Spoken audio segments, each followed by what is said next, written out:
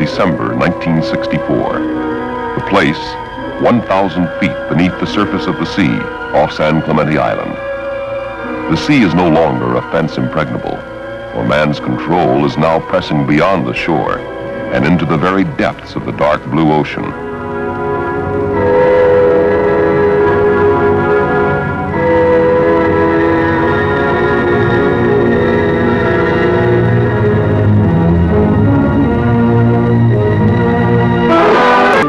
The civilian and military implications of this nation's deep ocean research are far-reaching. Once we understand the problems of inner space, the magnificent resources of the oceanic world will become available to mankind, and a flexibility and power not now adequately possessed by any navy in the world will be realized. But before this can become a reality, we must develop the tools and techniques man will need to live and work in the deep ocean environment. One tool is the submersible, the forerunner of which is Captain Jacques Cousteau's Suku, or diving saucer, called Denise. The Suku, by arrangement with the Westinghouse Corporation, was one of 4 submersibles to participate in a 2-week diving operation conducted by the U.S. Naval Ordnance Test Station. We're going topside. Turn off starboard and photo light. Keep her at a 55-degree angle with a heading of 140 degrees. During the diving operation, the capabilities of manned and unmanned submersibles for deep ocean search and recovery and for the specialized work of submarine rescue were demonstrated.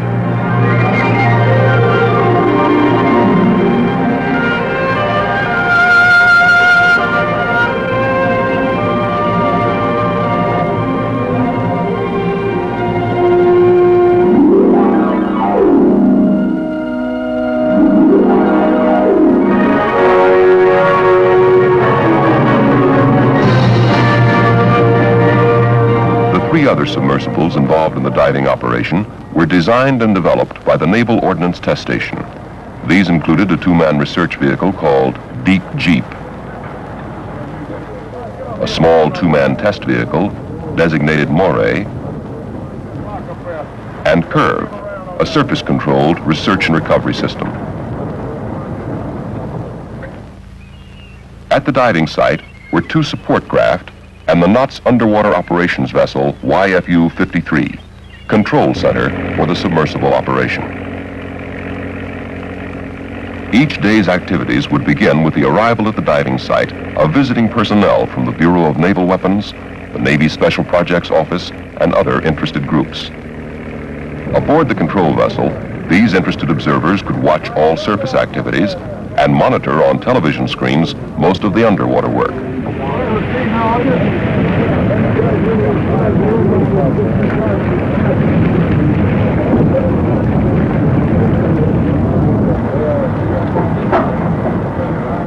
YFU-53 is an outgrowth of the Naval Ordnance Test Station's anti-submarine weapons development work. Its prime functions are deep ocean recovery and various types of deep ocean engineering. It is an extensively instrumented work platform equipped, as this model shows, with a frame which can be lowered to depths to 6,000 feet.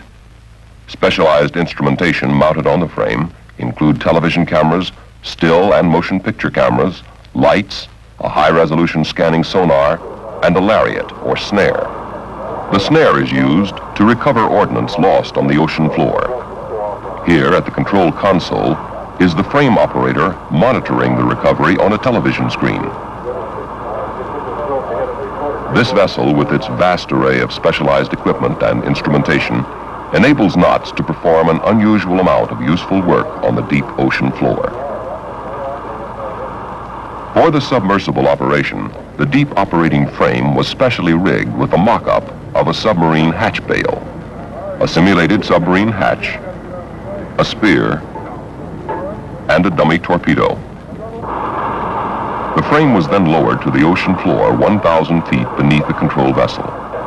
It was now to serve as a test platform for the manned submersibles Suku and Deep Jeep.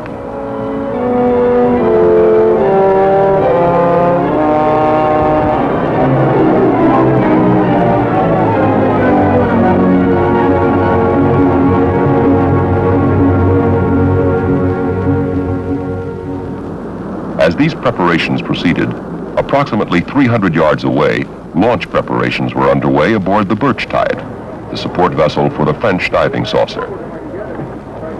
Piloting the soucoupe was Dr. André Leban, director of Captain Cousteau's scientific organization. His companion is Captain George Bond, medical officer in charge of Sea Lab, another of this country's man-in-the-sea projects. The second crew member of the soucoupe usually was a knots man who acted as observer for the pilot.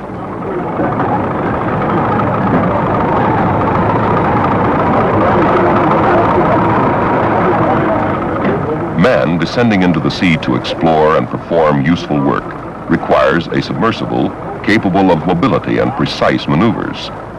Soucoupe, designed specifically for undersea exploration and for only limited bottom sampling, provided useful information on underwater control when it attempted tasks demanding more complex maneuvers.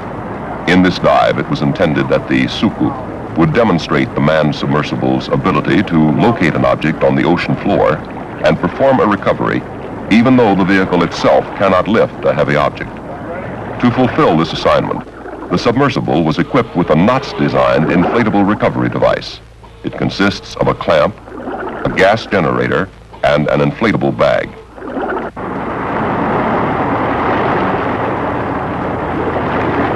Soucoupe, this is topside. Continue dive and start your search pattern. We're standing by to make visual contact as you approach the target area. Soucoupe, you're on your own, over. The object that the soucoupe was to locate and recover was a dummy torpedo equipped with both a 9 and a 45 KC pinger. The soucoupe, equipped with a pinger receiver, descended to the sea floor and slowly rotated to acoustically locate the torpedo. It took the submersible between 10 to 15 minutes to determine in which direction the torpedo lay. Within approximately 5 minutes, the torpedo then was visually located. Topside, we're above the torpedo and ready to attach device, over. Once the clamp is positioned on the torpedo, an eccentric dog mechanism precludes its coming off. Roger, topside, device attached, over. Roger, Soucoupe, looks good. Disconnecting both. Roger, topside, disconnecting and moving away, over. As the submersible moved away, a cable attached to the vehicle's mechanical claw triggered an explosive valve releasing hydrazine into a reactor chamber, which generates the gas that inflates the bag. The torpedo, weighing 200 pounds, was lifted to the surface in approximately 10 minutes. Okay, Soucoupe. Knots is developing a recovery device similar to this one, but capable of a 500-pound lift.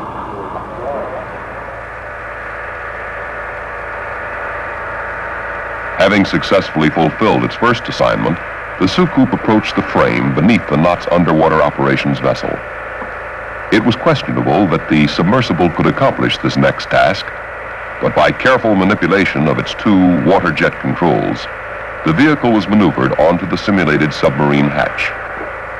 By just such a maneuver, some future manned submersible may settle on the hatch of a disabled submarine and rescue entrapped submariners.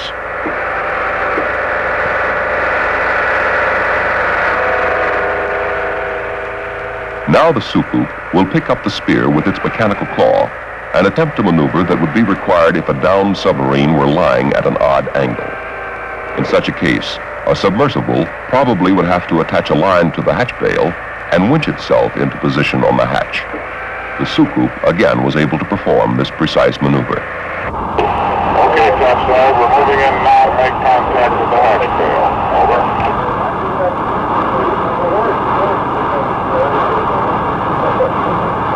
Soucoupe, this is topside. Looking good. Clear away from frame and prepare to service, over. Roger, topside, out. During the 2 weeks of diving, the soucoupe usually was placed in the water first.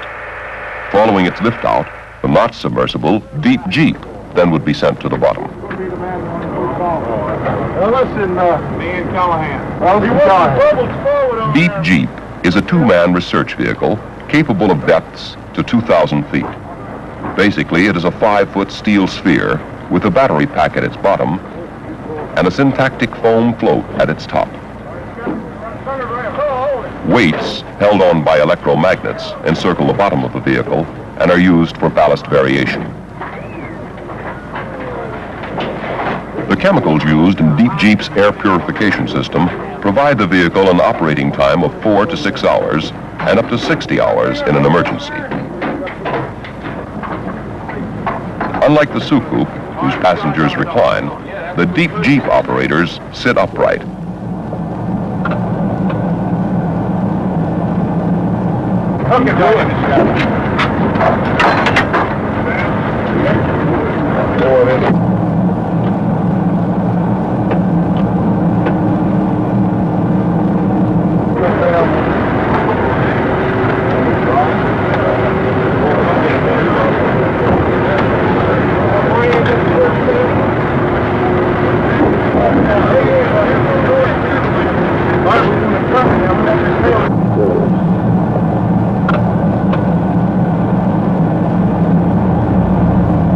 Hello, can you read me, Deck? Okay, Deep Jeep. Complete your checkoff list before you board aboard. Power on.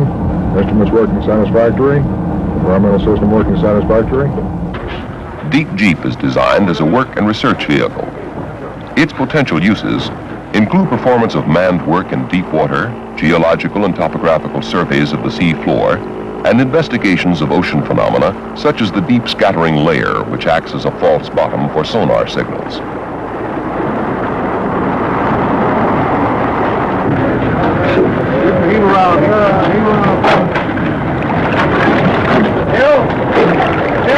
Where's the power drive?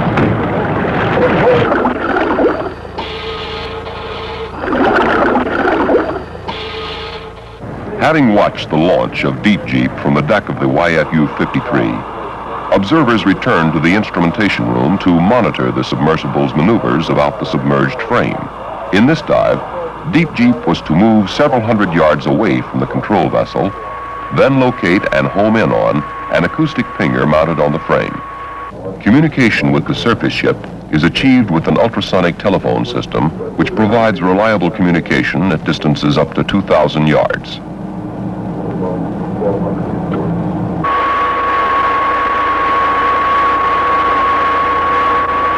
Two motors, located one on each side of the vehicle, can pivot simultaneously or separately about the vehicle's lateral axis.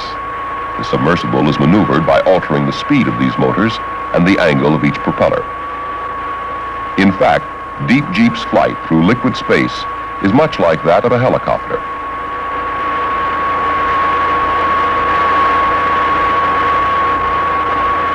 Affirmative, topside. This is Deep Jeep. We see the frame just below us. Moving in now. Can you see us?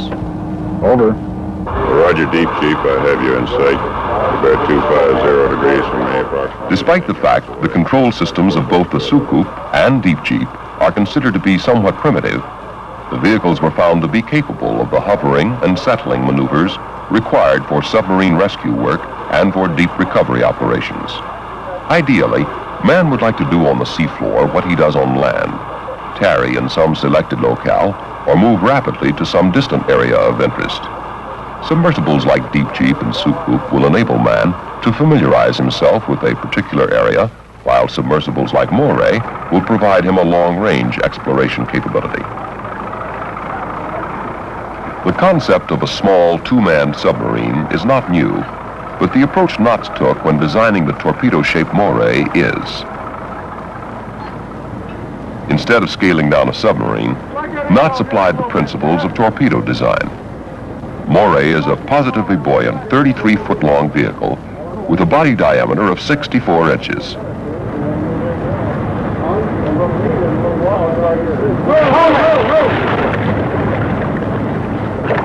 It was developed for use as a test platform for evaluating underwater techniques and devices such as sonar, underwater television cameras, navigation systems, and power supplies.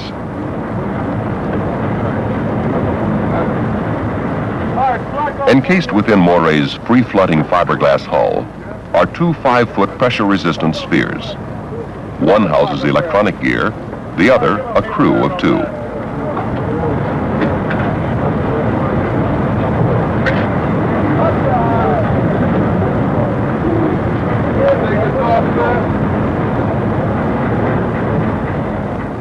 There are no viewing ports in the submersible.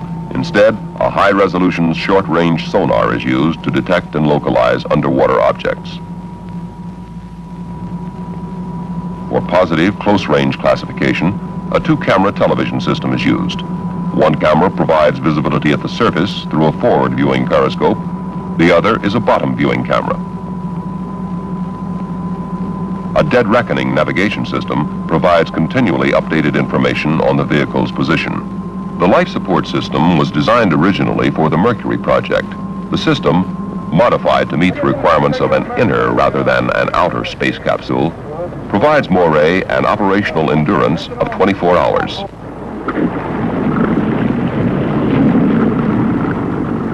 A unique development area of the Moray program has been in buoyant materials. Within the Moray hull is a syntactic foam having a density of 41 pounds per cubic foot and a compressibility close to that of seawater. This material provides positive buoyancy to depths to 6,000 feet. Moray presently is propelled by a battery-operated torpedo motor that drives counter-rotating propellers.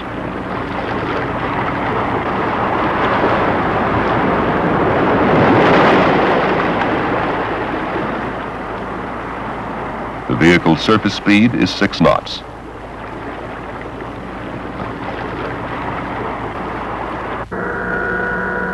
Underwater, Moray is capable of speeds to 16 knots.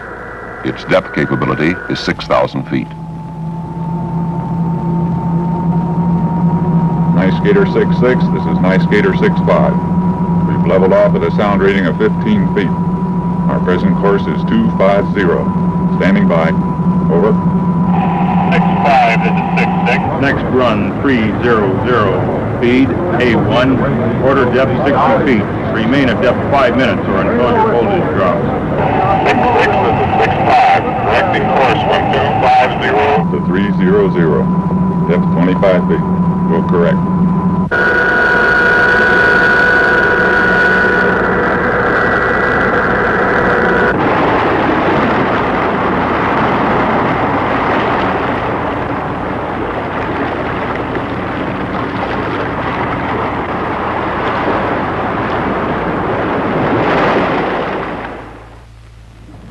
The fourth submersible to enter the sea during the 2-week diving operation was the Knots-developed, unmanned, cable-controlled underwater research vehicle called Curve. The sea is too vast and too deep a frontier to challenge with one system only. Both civilian and military operations within the aquatic environment will require vehicles capable of entering the ocean in all kinds of weather. Curve is such a vehicle. Powered and controlled from the surface, it effectively extends man's eyes, ears, and hands into the depths of the sea. An outstanding advantage of Curve is its ability to remain continuously operative and underwater for extended periods. Curve's control cable is kept neutrally buoyant by stainless steel floats. Horizontal movements of the vehicle are controlled by port and starboard propellers. A vertical propeller controls dive and ascent. Curve's primary function is search and recovery for deep submergence operations to 2,000 feet. A secondary function is collection of data on bottom conditions. A console aboard the support vessel is the center of activity during all Curve operations. Through the use of a depthometer and altimeter, the vehicle is brought close to the bottom. In this dive, Curve was to demonstrate the search and recovery capabilities of an unmanned submersible. The object it was to locate was the dummy torpedo.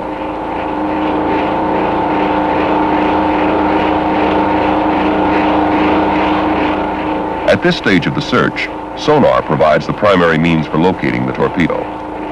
Curve is equipped with both an active and passive sonar system, a television camera, lights, and a camera for documentation.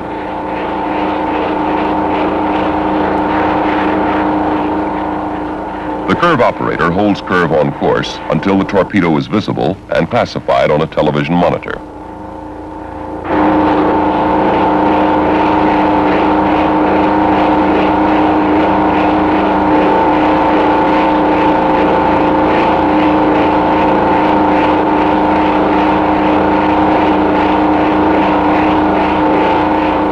When Curve's hydraulic claw has been securely locked on, both the vehicle and the recovered object can be brought to the surface, or the claw can be ejected and a hardware retrieving buoy released.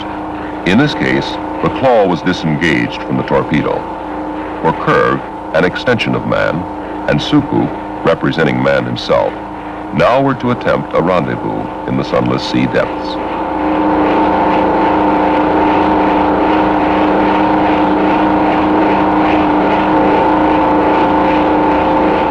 A cooperative operation involving two such vehicles is unique in itself, but it becomes even more significant when one remembers that lying at the bottom of the sea is more than 71% of this planet's land. Land for man to explore, to work, and make productive.